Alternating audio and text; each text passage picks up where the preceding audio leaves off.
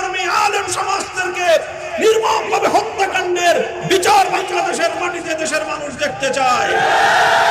2014 সালের নির্বাচনকে কেন্দ্র করে গোটা বাংলাদেশে বিরোধী দলগুলোর শত শত নেতা কর্মীদেরকে গুম খুন করা হয়েছে। এই সকল গুম খুনের বস্তুনিষ্ঠ তদন্ত এবং তার বিচার নিশ্চিত করতে হবে। 2021 সালে নরেন্দ্র মোদী এবং গুজরাটের কসাইয়ের বাংলাদেশে আগমনকে কেন্দ্র করে এদেশের তৌহিদি জনতার শান্তিপূর্ণ প্রতিবাদকে আক্রমণের মাধ্যমে পাখির মতো গুলি করে হেফাজতে ইসলামের প্রায় শত নেতা কর্মীদেরকে নির্মমভাবে হত্যা করা হয়েছে। আমার হাটহাজারী মাদ্রাসার ছাত্রদেরকে হত্যা করা হয়েছে। এই সকল হত্যাকাণ্ডের বিচার নিশ্চিত করতে হবে।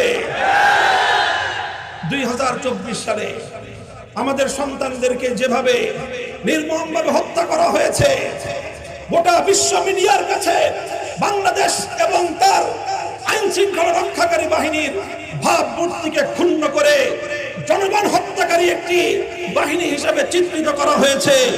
তার দোষরদেরকে চিহ্নিত করে প্রতিটি হত্যাকাণ্ডের জন্য শেখ হাসিনা এবং তার ঘনিষ্ঠ মন্ত্রী পরিষদের সদস্যবর্গ সহ প্রশাসনের দায়ী সকল ব্যক্তিকে আইনের কাঠগড়ায় দাঁড় করাতে হবে।